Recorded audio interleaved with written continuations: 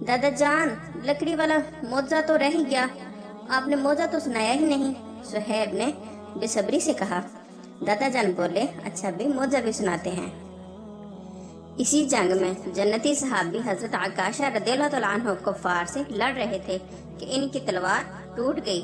नबी करीम सल्लल्लाहु अलैहि वसल्लम ने इन्हें दरख्त की एक टहनी देते हुए इरशाद फरमाया कि तुम इसके जरिए लड़ो।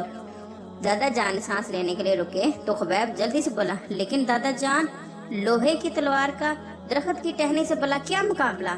जी बेटा, वाकई कोई मुकाबला नहीं, लेकिन आप ये क्यों भूल रहे हैं कि वो टहनी दी किसने थी।